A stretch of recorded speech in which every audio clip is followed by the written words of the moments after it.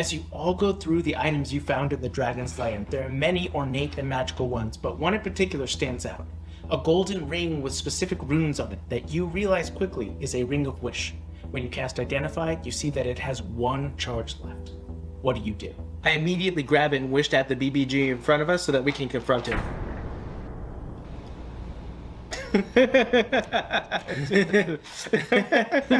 No, but seriously, I do that. Why would you do that? Because it's what my character would do.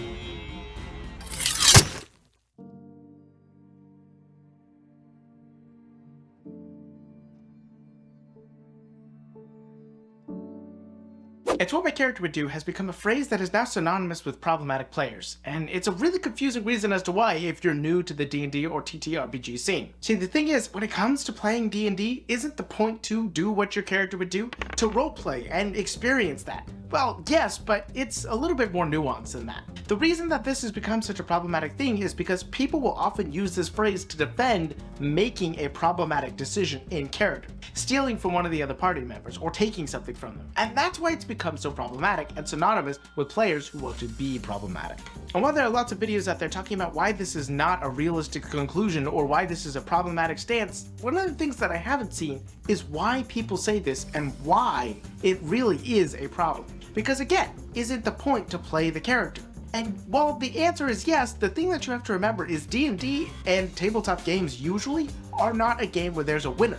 The point is never to win, you're not fighting against each other, and there is no competitive element. It's not you versus the DM, it's not you versus the other players, it's just you guys having fun. But when you look at it deep down, when you take the stance of it's what my character would do in order to defend an action that you have made that has upset somebody at the table, that right there should stop you. Because the very fact that you upset somebody at the table is the problem there. And that's where things get a little bit complicated. What you've done is you've turned the game into a competitive experience. Not because you're necessarily going against each other, because again, it's a role-playing game, and part of one of the best parts of D&D is the inter-party conflict. I've made several videos on that.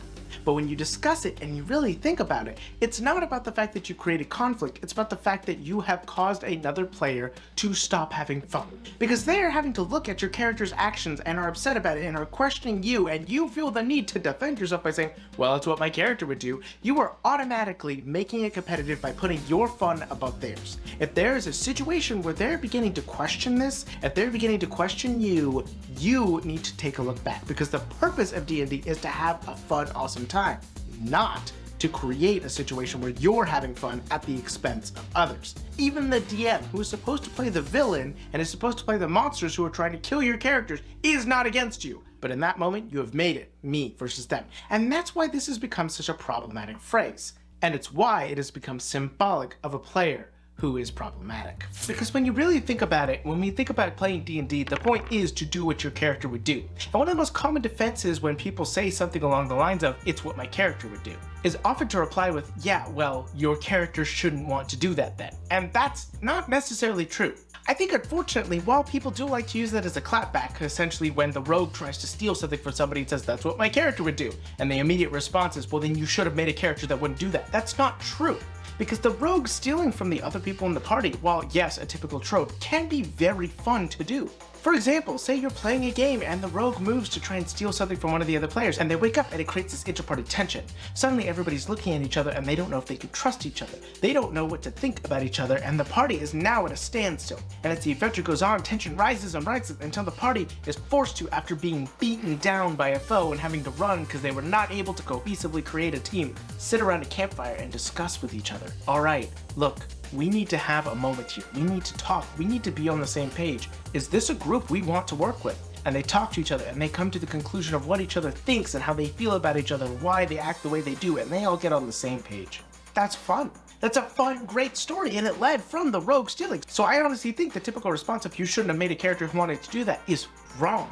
The thing that actually created the problem there was that the player did not consider if it was going to be the most fun for the table, only that it would be the most fun for themselves. And that is the core problem of this statement, it's what my character would do. Because the only reason that you're going to be saying that statement is to defend yourself. And if you are having to defend yourself, you are obviously not looking around the table and thinking, is this what's fun for the rest of the table? And you know what? There is a possibility where you look around at everybody else and saying, this isn't what's fun for the rest of the table, but that's not the kind of game I want to be in. I wanted to take a step forward and take a stand and fight against the evil king and have this really fun, dramatic moment, but nobody else at the table wants to do that, and they all just want to go alongside the evil king. Okay, well, that may not be the kind of game you want to play in. If that's the case, then that's the case. Maybe it's not the game for you to play, or you should be honest with the table and discuss that. And if that's the case and you've come to that conclusion, either you weren't paying attention in session 0 or expectations were not properly set in session 0. But either way, the only time you should be saying the statement,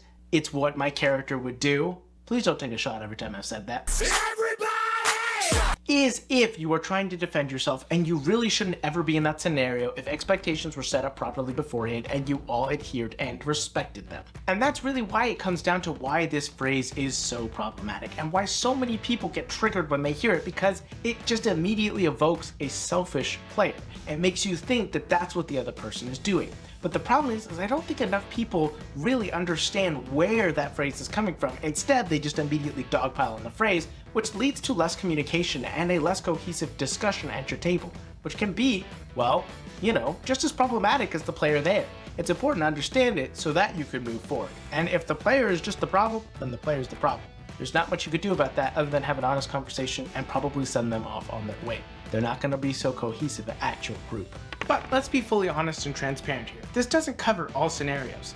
I mean, consider this. What if the rest of the party is really excited about a certain adventure? There was a hag that offered them a job, and they're really excited to go on that job, and they really want to do it, but your character is just not somebody who would work with the hag. And yes, you can make the decision to ultimately go, alright, well, I'm just not going to go with them, or I don't think that's a good idea. In that case, you are thinking it's just not what my character would do, or leaving the party is what my character would do, but that's not fun because you're not technically doing anything wrong. You're just having a really hard time reconciling this decision without breaking character, as it were. And that's a real scenario, and it's one that's come up in my game before, where people have just looked at the situation going, my character just really has a problem with this. My character, I cannot physically figure out how they would not attack this person because it's so problematic. And yes, you can just make the decision not to do it, but then that does take away your fun a little bit because you feel like you're not being true to your character.